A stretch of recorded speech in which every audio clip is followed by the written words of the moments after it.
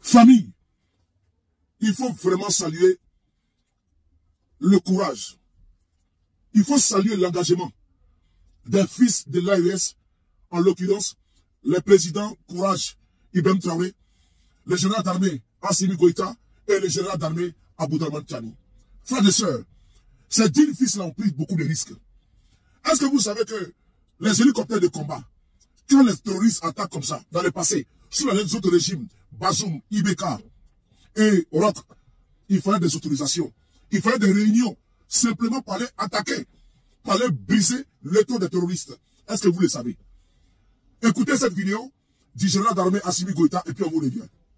Il n'y a pas de problème aujourd'hui au niveau de l'Est.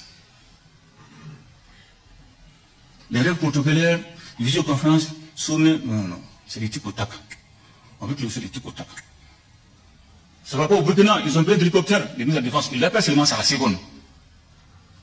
On n'a pas besoin, non, on a besoin de munitions, on a besoin de carburant, il faut appeler le président, il faut appeler X, Y. On n'a pas besoin de ça. C'est automatique. Et c'est vice-versa. C'est automatique et c'est vice-versa. C'est du tic au tac maintenant dans l'AES. Les règles protocolaires, là, c'est terminé. Oui, c'est du tic au tac. Quand il y a besoin au Burkina, au Niger, au Mali, on n'appelle pas le président. On n'appelle pas le général, le président Assimi, ni le président Ibrahim Traoré, ni le président Abdourahmane Tiani. Il y a une autonomie totale de France. Dans l'instant, le Burkina a besoin d'appui aérien, de militaires et autres. C'est le ministre de la Défense qui travaille entre eux.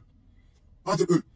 Il suffit que le ministre de la Défense du Mali appelle celui du Burkina, c'est automatique. Carburant, tout est déjà mis en place. Du Niger, c'est automatique. Il y a une fluidité. Il n'y a pas de protocole. Ils ont cassé tous les codes. Quand le Burkina a attaqué là, par les terroristes là, mais la réponse, elle est immédiate.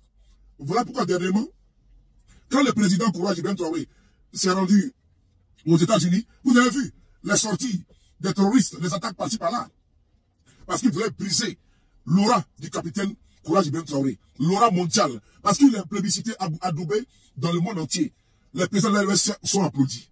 Mais aujourd'hui, grâce à la maniabilité, grâce au pragmatisme, c'est les militaires. Ils ne sont pas bureaucrates. Ils ne sont pas dans les affaires de bureau, la lourdeur administrative. Non, ils ont cassé tous les codes.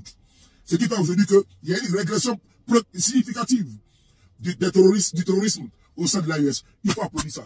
C'est le tic au tac. Ça, c'est la posture, la pratique et la doctrine des soldats. Le soldat n'a pas attendu faire en signature, il faut envoyer sur le secrétaire. Non. Dès qu'il y a une attaque, au Mali, au Burkina, au Niger, c'est attaque, riposte, attaque, réponse. Bravo au président de l'AES. C'est le tic au tac. Vive l'AES, les gars.